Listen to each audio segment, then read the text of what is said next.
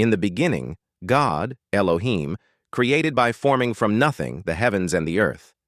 The earth was formless and void, or a waste and emptiness, and darkness was upon the face of the deep, primeval ocean that covered the unformed earth.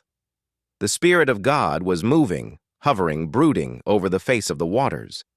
And God said, "Let there be light." And there was light. God saw that the light was good, pleasing, useful, and He affirmed and sustained it. And God separated the light, distinguishing it from the darkness. And God called the light day, and the darkness He called night. And there was evening and there was morning one day.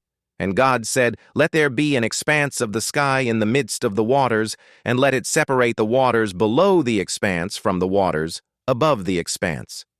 And God made the expanse of sky, and separated the waters which were under the expanse from the waters which were above the expanse. And it was so, just as He commanded. God called the expanse of sky heaven. And there was evening and there was morning a second day. Then God said, "Let the waters below the heavens be gathered into one place of standing pooling together, and let the dry land appear." And it was so.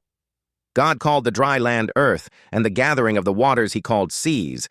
And God saw that this was good, pleasing, useful, and He affirmed and sustained it.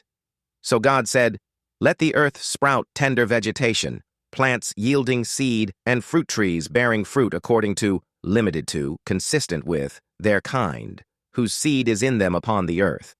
And it was so.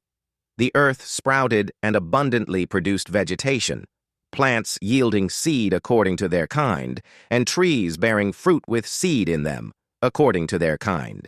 And God saw that it was good, and He affirmed and sustained it. And there was evening, and there was morning, a third day.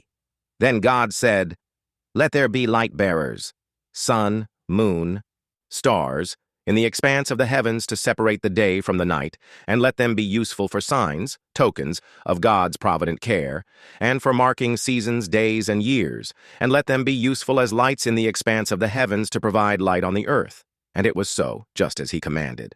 God made the two great lights, the greater light, the sun, to rule the day, and the lesser light, the moon, to rule the night. He made the galaxies of stars also, that is, all the amazing wonders in the heavens.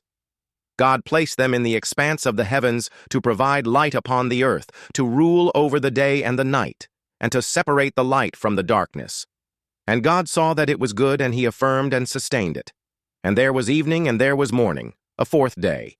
Then God said, "Let the waters swarm and abundantly produce living creatures, and let birds soar above the earth in the open expanse of the heavens."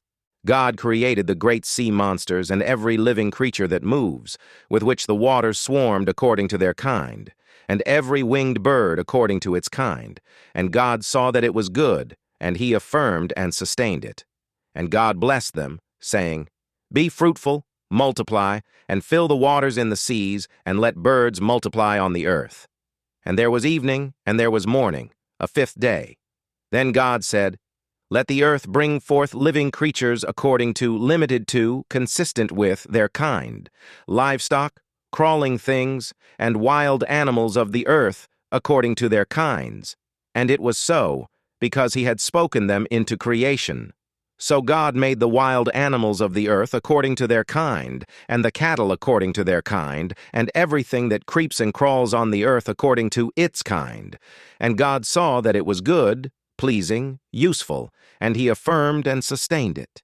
Then God said, "Let us, Father, Son, Holy Spirit, make man in our image according to our likeness, not physical, but a spiritual personality and moral likeness, and let them have complete authority over the fish of the sea, the birds of the air, the cattle, and over the entire earth, and over everything that creeps and crawls on the earth." So God created man in His own image. In the image and likeness of God He created him. Male and female He created them. And God blessed them, granting them certain authority, and said to them, "Be fruitful, multiply, and fill the earth and subjugate it, putting it under your power, and rule over, dominate, the fish of the sea, the birds of the air, and every living thing that moves upon the earth." So God said, "Behold, I have given you every plant yielding seed that is on the surface of the entire earth, and every tree which has fruit yielding seed. It shall be food for you, and to all the animals on the earth, and to every bird of the air, and to everything that moves on the ground, to everything in which there is the breath of life. I have given every green plant for food. And it was so, because he commanded it.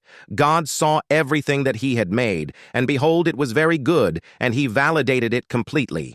And there was evening, and there was morning, a sixth day.